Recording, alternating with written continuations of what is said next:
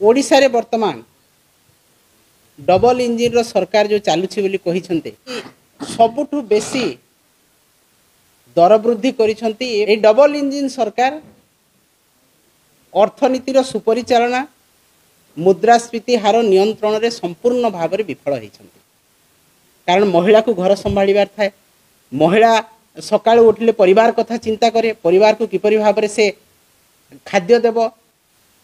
एवं ओडिशा भारत वर्ष रे वर्तमान तृतीय स्थान रे अछि मुद्रास्फीति हार रे। साल रे चढ़क पड़ी जदि खाद्य सामग्री किणारे एते पैसा यदि खर्च होउची से महिला को केते टंका मिलिबो तार एवं जो महिला को सम्मान देवा कथा कहउतले बीजेपी सरकार, जो महिला को आखिरे धुआं न लागिबा कथा कहउया आज नुह 2014 मसीह प्रधानमंत्री जो डाकरा देइथिले एवं ओडिशा रे डबल इंजिन हला परे आमे जहा करियो बोली कहउतले ताहा संपूर्ण भाव रे विफल होइचंती।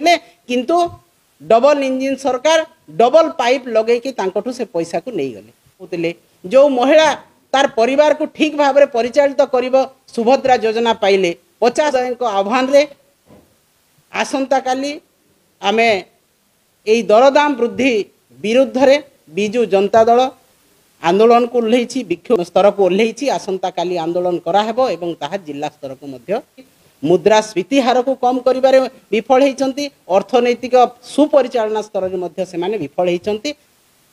आपण माने समस्ते जानिछंती जे वर्तमान अत्यावश्यक सामग्री रो दरदाम वृद्धि समस्तक मुंडबिंधार कारण होइछि।